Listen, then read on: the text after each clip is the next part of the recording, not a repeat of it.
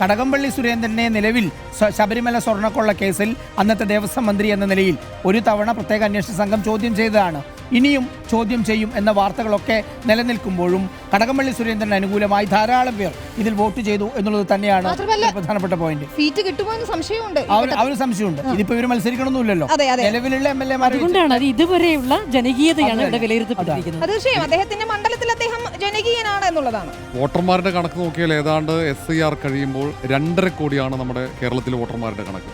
ഈ ചുരുങ്ങിയ സമയം കൊണ്ടാണ് ഏതാണ്ട് ഈ 8 ലക്ഷത്തിന്റെ മുകളിലേക്ക് പോളിംഗ് പോകുന്നത്.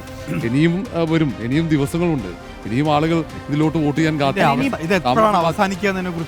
തെരഞ്ഞെടുപ്പ് നോട്ടിഫിക്കേഷൻ വരുന്നതിന് തൊട്ട് മുമ്പ് അവസാനിക്കാമെന്നുള്ള നിലയിലാണ് നമ്മുടെ നിലവിലുള്ള പദ്ധതി മുന്നോട്ട് പോയിക്കൊണ്ടിരിക്കുന്നത്. ഈ മാസത്തിന്റെ അവസാനത്തോടു കൂടി സർവേ പൂർത്തീകരിക്കാമെന്നുള്ള നിലയിൽ. ഇതിൽ ഏറ്റവും പ്രധാനപ്പെട്ട കാര്യം, സോഷ്യൽ മീഡിയയിൽ നമ്മൾ കാണുന്ന ഏറ്റവും പ്രധാനപ്പെട്ട കുറിപ്പുകളിലൊന്ന്, നമ്മൾ ഒരുപാട് സർവേ റിസൾട്ടുകൾ നമ്മൾ മുന്നിലേക്ക് വരും. പക്ഷേ ഈ സർവേയിലൊന്നും ഒരിക്കലും തങ്ങൾക്ക് പങ്കെടുക്കാൻ ഒരു അവസരം ലഭിച്ചിട്ടുണ്ടാവില്ല. ഒരു ചോദ്യവുമായി ആരും തങ്ങളുടെ മുന്നിൽ എത്തിയിട്ടുണ്ടാവില്ല. അങ്ങനെ ചിന്തിക്കുന്ന മനുഷ്യർക്ക് മുന്നിലേക്കാണ് അവരുടെ അഭിപ്രായങ്ങൾ രേഖപ്പെടുത്താൻ വേണ്ടിയിട്ടുള്ള ഒരു പ്ലാറ്റ്ഫോം ലഭിക്കുന്നത്.